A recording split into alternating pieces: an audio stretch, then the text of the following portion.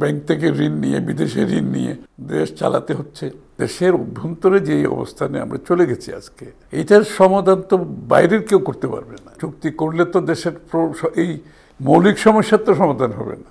জনগণ থেকে না আসে, তার ক্ষমতার উৎস যদি তারা মনে করে জনগণের কাছ থেকে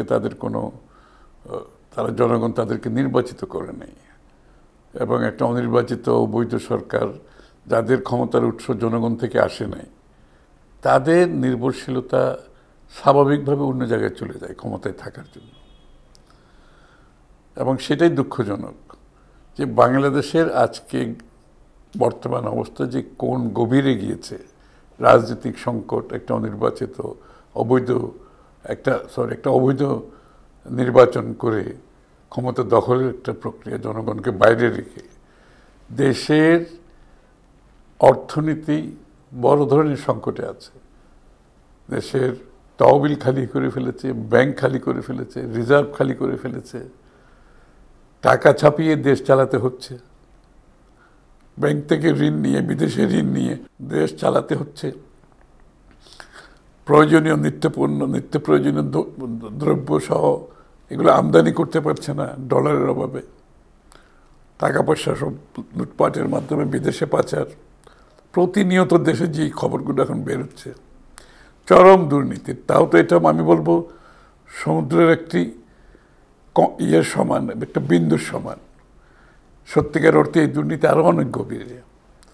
তো দেশের আইন শৃঙ্খলা সহ জীবনের নিরাপত্তা, মানবাধিকার সবগুলো প্রশ্নবিদ্ধ। কিন্তু এই সমস্ত সংকট রেখে আপনি মৌলিক সমস্যার দেশের ভিতরে সমাধান না করে বাইরের কেউ তো বাংলাদেশের সমস্যার সমাধান করতে পারবে না।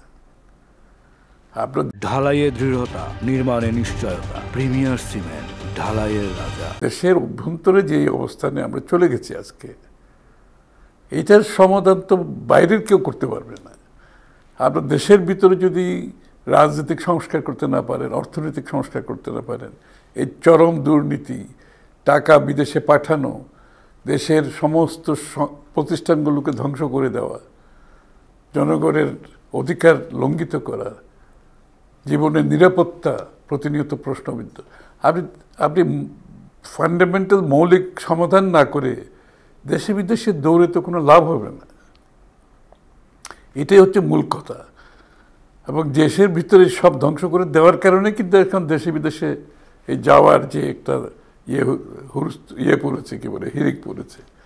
তো সুতরাং এটা তো সমাধান হতে পারে না।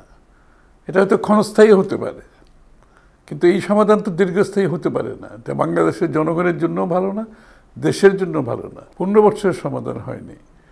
এবং চুক্তির নামে কথাগুলো চুক্তি করলে তো দেশের এই মৌলিক সমস্যার তো সমাধান হবে না। আপনি চুক্তির নামে কতগুলো চুক্তি করবেন, দেশের জনগণকে বলবেন, দেশের জনগণ এইসবের কোনো গ্রহণযোগ্যতা এখন দেশে আছে বলে তো আমরা মনে করি না।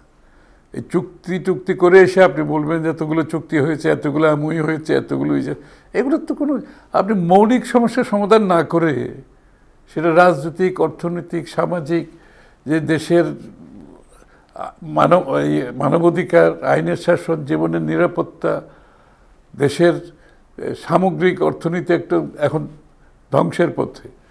সব কিছু এই মৌলিক সমস্যার সমাধান না করে এই চুক্তি যেগুলো বলছে, এই সমস্ত চুক্তি সইয়ের মাধ্যমে তো দেশের সমস্যার সমাধান হবে না। আপনি মৌলিক সমাধানে যেতে হবে তো আপনাকে। এবং এটা ছাড়া এটা আপনি জনগণের চোখে ধুলে দিতে পারবেন। আপনি একটা মানে